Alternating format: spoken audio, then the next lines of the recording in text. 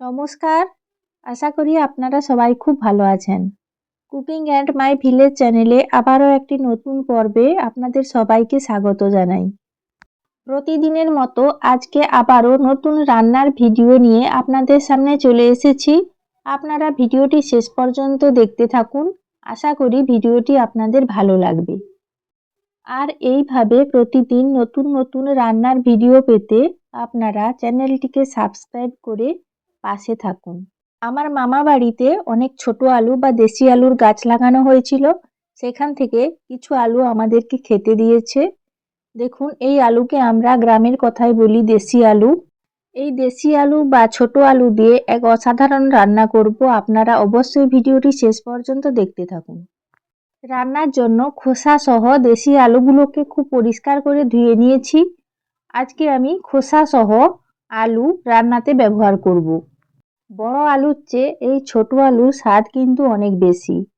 এবার ধুয়ে রাখা আলুগুলোকে আমি একেবারে সরু সরু করে কুচি করে নেব। রান্নার জন্য নিয়েছি কয়েকটা বেগুন আর নিয়েছি কয়েকটা সজনে ডাঁটা। এই সজনে ডাঁটাগুলো আমাদের বাড়ির গাছে হয়েছিল, পেড়ে এনেছি। আর নিয়েছি কয়েকটা একদম কচি নিম পাতা। নিম পাতাগুলোও গাছ থেকে পেড়ে এনেছি। এই নিম পাতা দিয়ে আজকে সজনে ডাঁটা, আলু, বেগুন দিয়ে নিম ঘন্ট রান্না করব। সব সবজিগুলোকে কাটাকুটি করে কিছু সময় পর ফিরে চলে এসেছি রান্নাঘরে। দেখুন, আলু ও বেগুনগুলোকে সরু সরু করে কেটে বারবার পরিষ্কার জল দিয়ে খুব ভালো করে ধুয়ে নিয়েছি। সজনে ডাঁটাগুলোকে আঁশ ছাড়িয়ে ছোট ছোট করে কেটে খুব ভালো করে ধুয়ে নিয়েছি। আপনারা কারা কারা সজনে ডাঁটা খেতে পছন্দ করেন কমেন্ট করে জানাবেন। নিম পাতাগুলোকেও খুব ভালো করে ধুয়ে একটা প্লেটের মধ্যে রেখে দিয়েছি। কড়াইতে বেশ কিছুটা জল দিয়ে সজনে ডাঁটাগুলো আমি দিয়ে দিয়েছি। সজনে ডাঁটাগুলো হালকা ভাপিয়ে নেব, তাহলে সজনে ডাঁটার যে কাঁচা গন্ধ থাকে সেটা চলে যাবে। কিছু সময় পর দেখুন ফুটতে শুরু করেছে। এই পর্যায়ে আমি দিয়ে দিচ্ছি পরিমাণ মতো কিছুটা লবণ আর দিয়ে দিচ্ছি কিছুটা হলুদ গুঁড়ো। এবার লবণ ও হলুদ খুব ভালো করে মিশিয়ে সজনে ডাঁটাগুলোকে আমি সেদ্ধ করে নিচ্ছি। এই সজনে ডাঁটাতে প্রচুর পরিমাণে ভিটামিন এ, ভিটামিন সি এবং ভিটামিন ই থাকে, যা আমাদের শরীরের রোগ প্রতিরোধ ক্ষমতা বাড়াতে সাহায্য করে। আপনাদের সঙ্গে কথা বলতে বলতে সজনে ডাঁটাগুলো সেদ্ধ হয়ে গেছে। আপনারা খেয়াল রাখবেন সজনে ডাঁটাগুলো যেন খুব বেশি সেদ্ধ না হয়। খুব বেশি সেদ্ধ হয়ে গেলে সজনে ডাঁটাগুলো ঘেঁটে যেতে পারে। এই পর্যায়ে লবণ হলুদ দিয়ে সেদ্ধ করা সজনে ডাঁটাগুলোকে জল ঝরিয়ে একটা বাটির মধ্যে আমি তুলে নিয়েছি। এরপর আলু ও বেগুন সেদ্ধ করার জন্য পরিমাণ মতো বেশ কিছুটা জল আমি কড়াইয়ের মধ্যে দিয়ে দিলাম। কিছু সময় পর দেখুন জল গরম হয়ে গেছে, আস্তে আস্তে ফুটতে শুরু করেছে। এবার কুচনো আলু ও বেগুন আমি জলের মধ্যে দিয়ে দিলাম।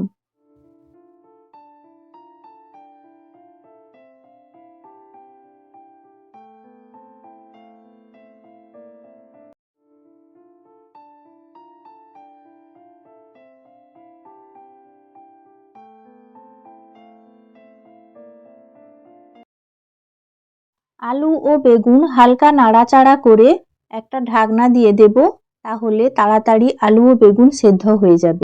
প্রায় 10 মিনিট পর ফিরে চলে এসেছি। ঢাকনা খুলে নিলাম। দেখুন খুব ভালোভাবে ফুটতে শুরু করেছে আর আলু ও বেগুন বেশ কিছুটা সেদ্ধও হয়ে গেছে। এই পর্যায়ে আমি দিয়ে দিচ্ছি পরিমাণ মতো বেশ কিছুটা লবণ আর দিয়ে দিচ্ছি পরিমাণ মতো বেশ কিছুটা হলুদ গুঁড়ো।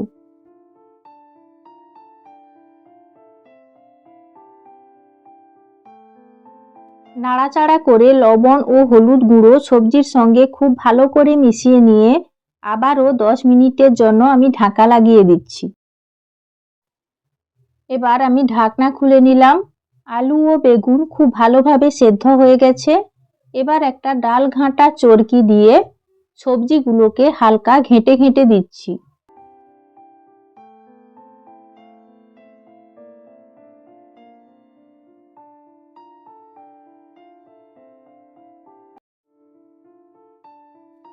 আলু ও বেগুনগুলো দেখুন বেশ কিছুটা গলে গেছে, আবার কিছুটা গোটা গোটাও রয়েছে। এই অবস্থায় আমি দিয়ে দিচ্ছি সেদ্ধ করে রাখা সজনে ডাঁটা। সজনে ডাঁটাগুলো দিয়ে আবারও খুব ভালো করে নাড়াচাড়া করে খুব ভালো করে মিশিয়ে নেব।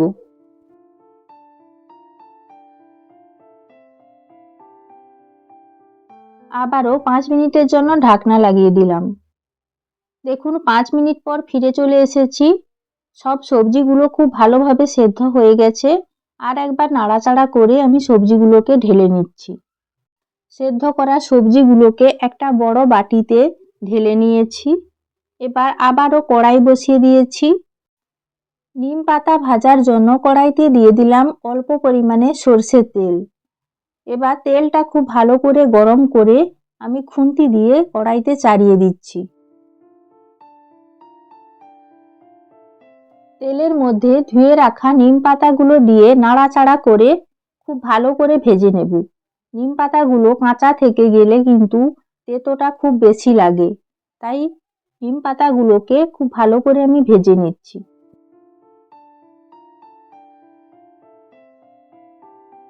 নিম পাতাগুলো ভাজা হয়ে গেছে, এবার তুলে নিচ্ছি। এবার ফোড়ন দেওয়ার জন্য দিয়ে দিচ্ছি পরিমাণ মতো বেশ কিছুটা সরষের তেল। তেল খুব ভালোভাবে গরম হয়ে গেছে, দিয়ে দিলাম শুকনো লঙ্কা ফোড়ন। নাড়াচাড়া করে লঙ্কাগুলোকে লাল লাল করে আমি ভেজে নিচ্ছি। দেখুন লঙ্কাগুলো খুব ভালো করে ভাজা হয়ে গেছে। এই পর্যায়ে আমি দিয়ে দিচ্ছি বেশ কিছুটা 5 ফোড়ন।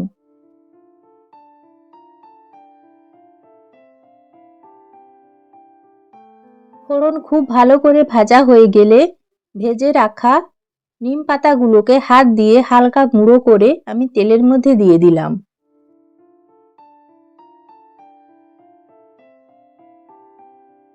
এবার দিয়ে দিচ্ছি বেশ কিছুটা পেঁয়াজ কুচি। পেঁয়াজ কুচি দিয়ে পেঁয়াজগুলোকে খুব ভালো করে ভেজে নেব। এই রান্নাতে আমি বেশি কিছু মশলা ব্যবহার করব না। আপনারা এইভাবে কম মশলায় নিম পাতা দিয়ে নিম ঘন্ট রান্না করে খাবেন। গ্রীষ্মকালে পুরো অমৃতের মতো খেতে লাগে। এই পর্যায়ে আঁচ বাড়িয়ে দিলাম। ফোড়ন খুব ভালোভাবে ভাজা হয়ে গেছে। এবার সেদ্ধ করা সবজিগুলো কড়াইয়ের মধ্যে ফোড়ন দিয়ে দিলাম। দেখুন খুব সুন্দর ফুটতে শুরু করেছে আর দারুণ একটা গন্ধ বেরিয়েছে। এবার খুন্তি দিয়ে নাড়াচাড়া করে দিলাম।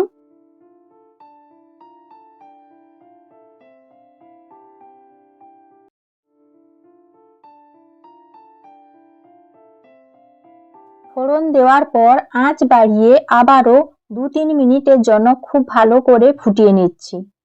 এই নিম পাতা আমাদের স্বাস্থ্যের পক্ষে অনেক উপকারী। এই নিম পাতা আমাদের রোগ প্রতিরোধ ক্ষমতা বাড়িয়ে তোলে। নিম পাতা আমাদের হজম শক্তি বৃদ্ধি করতে সাহায্য করে। এমনকি ত্বকের সমস্যার সমাধানেও নিম পাতা অনেক উপকারী। আপনাদের সঙ্গে কথা বলতে বলতে ঘন্ট প্রায় 2-3 মিনিট ফোটানো হয়ে গেছে। এবার নাড়াচাড়া করে ঘন্টটাকে আমি ঢেলে নিচ্ছি। আপনারাও বাড়িতে এইভাবে কচি নিম পাতা, সজনে ডাঁটা, আলু ও বেগুন দিয়ে নিম ঘন্ট রান্না করে খাবেন। খেতে কিন্তু খুব ভালো লাগে আর খুব উপকারীও বটে। আশা করি ভিডিওটি ভালো লেগেছে। আর ভিডিওটি যদি ভালো লেগে থাকে লাইক, শেয়ার ও কমেন্ট করবেন।